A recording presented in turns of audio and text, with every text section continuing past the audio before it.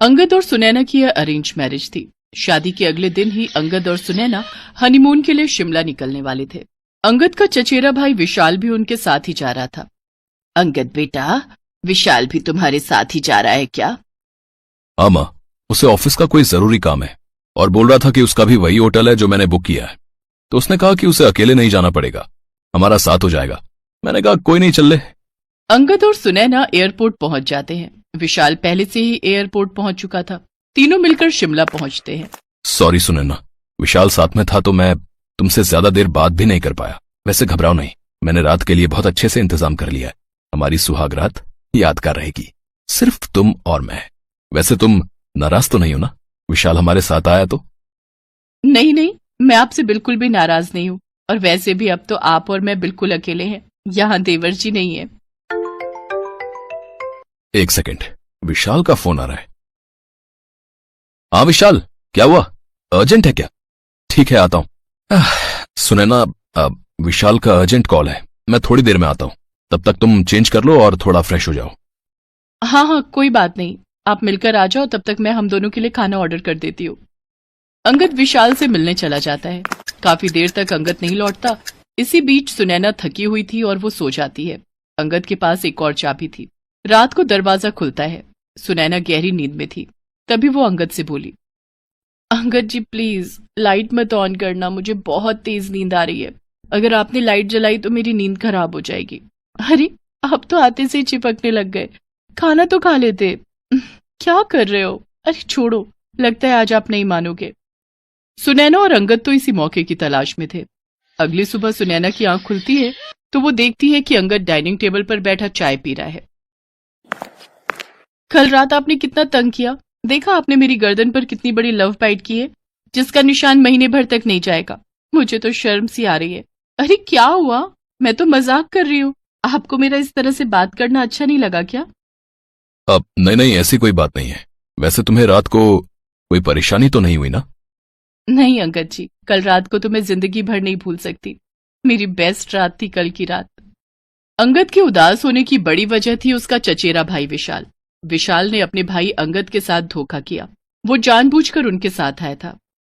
वैसे कुछ भी कह लो अंगद भैया, कल रात भाभी के साथ बहुत ही बढ़िया सुहाग रात रही। मजा आ गया। उन्हें तो पता भी नहीं चला कि उनके साथ उनके देवर ने सुहाग रात मनाई है। वो तो सोच रही है कि सारा मजा आपसे मिला है, पर वो ये नहीं जानते कि मुझ जैसा हॉट लड़का उनके साथ था। एक बात सुन लो, आज रात भी मैं उनके साथ रहूंगा। विशाल, तुमने जानबूझकर मेरे ऑफिस की लड़की संजना को पैसे देकर उस दिन मेरे साथ गाड़ी में भेजा था। मैं तुम्हारे बहकावे में आ गया। उसने ड्रिंक नहीं की हुई थी, वो भी तुम्हारे साथ मिली हुई थी। जानबूझकर वो मेरे ऊपर गिरी और तुमने उस हालत में वो फोटोज ले ली, और अब तुम मुझे ब्लैकमेल कर रहे हो कि मैं उसके साथ था। गलत तो तुम कर रहे हो, तुम मेरी पत्नी के साथ मेरे रिश्ते को खराब कर रहे हो। अरे कुछ तो शर्म करो, तुम मेरे चचेरे भाई हो। सुनैना तुम्हारी भाभी है और तुम उसी के साथ, अगर उसे पता चलेगा तो। तभी सुनैना वहां आ जाती है। वो सारी बातें सुन चुकी थी। अंगद जी, आप ऐसा कैसे कर सकते हो? कल रात आपकी जगह देवर जी मेरे साथ थे। मैंने आपके साथ सुहाग रात नहीं मनाई, मैंने देवर जी के साथ सुहाग रात मनाई है। मुझे माफ कर दो सुनैना, ये सब विशाल की चाल है। तुम जानती हो ये मुझे ब्लैकमेल कर रहा है। मेरी ऑफिस की लड़की के साथ मेरी इसने फोटोज खींच ली हैं, और ये मुझे डरा रहा था कि अगर मैंने इसे तुम्हारे कमरे में नहीं भेजा तो ये तुम्हें मेरे लिए भड़काएगा। मैं डर गया था कि कहीं तुम्हारा मेरा रिश्ता शुरू होने से पहले ही खत्म ना हो जाए।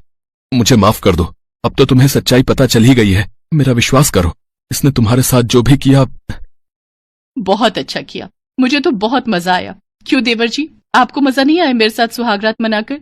ये देखो ना, आप भी कितने शरारती हो। आपने मेरी गर्दन पर ये लव बाइट का निशान छोड़ दिया। अब सॉरी भाभी जी। भाभी जी नहीं, सॉरी डार्लिंग। ये सब क्या है सुनैना, तुम ऐसी हरकत क्यों कर रही हो? मैं ये सब देखकर हैरान हूं। ज्यादा हैरान होने की जरूरत नहीं है। मैं और विशाल पिछले 5 साल से गर्लफ्रेंड बॉयफ्रेंड हैं। हमने तो ये सब नाटक तुमसे पैसे ऐंठने के लिए किया था। मुझे विशाल ने बताया था कि तुम अच्छी खासी प्रॉपर्टी के मालिक हो, इसलिए मैंने तुमसे झूठी शादी की। मैं तो तुम्हें अपने आप को हाथ भी ना लगाने दूं। मुझे तो मेरा विशाल ही छू सकता है। अब एक काम करो, ज्यादा समय मत लगाओ। अगर तुमने हमें कल दोपहर तक 5 लाख रुपए नहीं दिए तो मैं तुम पर इल्जाम लगा दूंगी कि तुमने मेरा इस्तेमाल किया है और मुझे मेरे प्यारे देवर जी के साथ सुहागरात मनाने के लिए जबरदस्ती मजबूर किया है। फिर तुम्हें जेल जाने से कोई नहीं बचा सकता। अब हम जैसा कहेंगे तुम्हें वैसा ही करना होगा। जब हमें पैसे की जरूरत हुआ करेगी तुम्हें हमें पैसे देने होंगे। चलो विशाल, मेरा ना बहुत मन कर रहा है, कमरे में चलते हैं। लगता है कल रात का ज्यादा ही मजा आया है। चलो डार्लिंग, मैं कहाँ मना कर रहा हूँ। अंगद सुनैना और विशाल की चाल में बुरी तरह फंस चुका था। उसे कुछ समझ नहीं आ रहा था कि वो क्या करे। वो घर वापस जाकर सबके सामने लज्जित नहीं होना चाहता था। मुझे जीने का कोई हक नहीं। ऐसी शर्मसार जिंदगी जीने से तो अच्छा है कि मैं मर जाऊं। अंगद जैसे ही पुल से कूदने लगता है तभी उसका मोबाइल फोन बजता है। अंगद देखता है मोबाइल पर उसकी माँ है। वो अपनी माँ से आखिरी बार बात करना चाहता था। हाँ माँ, ठीक है, मैं होटल पहुंचकर आपकी बात सुनैना से करवा दूंगा। क्या तबीयत ठीक नहीं है? माँ कितनी बार कहा है कि समय पर दवाई ले लिया करो। हाँ, मैं करता हूं माँ। अंगद फोन रख देता है। उसकी आंखों में आंसू थे। वो अपनी माँ की आवाज सुनकर दुखी हो जाता है। मैं क्या करूं? माँ मेरे बिना अकेली हो जाएगी। मैं ये कदम नहीं उठा सकता। मुझे कुछ समझ में नहीं आ रहा है। माँ, मैं तुम्हें कैसे बताऊं कि मैं कितना परेशान हूं। अंगद सड़क पर रोता हुआ पैदल ही चला जा रहा था। अचानक वो एक लड़की से टकरा जाता है। अंगद, तू और यहाँ शिमला में? सौम्या, तू? हाँ, मैंने तुम्हें बताया था ना, मैं वकील बन गई हूँ। मैं यहाँ प्रैक्टिस के लिए आई हुई हूँ। वैसे तुम्हारा मैसेज पढ़कर मैं शादी में जरूर आती, पर यहाँ छुट्टी नहीं मिल रही थी। सॉरी, मैं शादी में नहीं आ पाई। वैसे अच्छा, मैं समझ गई, तुम हनीमून पर आए हो। पर तुम्हारी वाइफ कहाँ है? तुम अकेले हो? एक सेकेंड, तुम्हारी आंखों में आंसू कैसे? क्या तुम रो रहे थे? अंगद को कुछ नहीं सूझ रहा था। वो फूट फूट कर रोने लगता है। सौम्या अंगद के बचपन की दोस्त थी। सौम्या के कहने पर अंगद उसे सारी बात बता देता है। अंगद, घबराने की कोई बात नहीं है। तुम बिल्कुल भी नहीं डरोगे और तुम उन्हें कोई पैसे नहीं दोगे। मैं तुम्हारे साथ कुछ गलत नहीं होने दूंगी। तुम कल ही सुनैना के खिलाफ तलाक के लिए अर्जी दे दो, बाकी सब मैं संभाल लूंगी। पर सौम्या, विशाल ने भी मेरे साथ गलत किया है। कोई टेंशन नहीं है, दोनों को तुम्हें ब्लैकमेल करने के जुर्म में कड़ी सजा होगी। बस तुम्हें उन दोनों की बातों को इस फोन में रिकॉर्ड करना है। उसके बाद उन्हें सजा से कोई नहीं बचा सकता। अंगद सौम्या के कहे मुताबिक होटल जाता है और विशाल और सुनैना की रिकॉर्डिंग कर लेता है। कान खोलकर सुन लो, मैं तुम दोनों को एक फूटी कौड़ी भी नहीं दूंगा। तुम्हें जो करना है कर लो। विशाल, अब क्या करे? ये तो हम दोनों को एक साथ रहने भी नहीं देगा और पैसे भी नहीं देगा। कहो तो इसके खिलाफ पुलिस में झूठी रिपोर्ट कर दूं? हाँ सुनैना डार्लिंग, ये तो तुम्हें करना ही पड़ेगा ना, वरना हम पैसों के मोहताज हो जाएंगे। ये मुर्गा हमारे हाथ से चला जाएगा तो हम दोनों कैसे एक साथ मजे कर पाएंगे यार। अंगद तो चाहता था कि सुनैना और विशाल आपस में ऐसी बातें करे जो फोन में रिकॉर्ड हो जाए, और उसे सबूत मिल गया। सारे सबूत अब सौम्या के पास थे।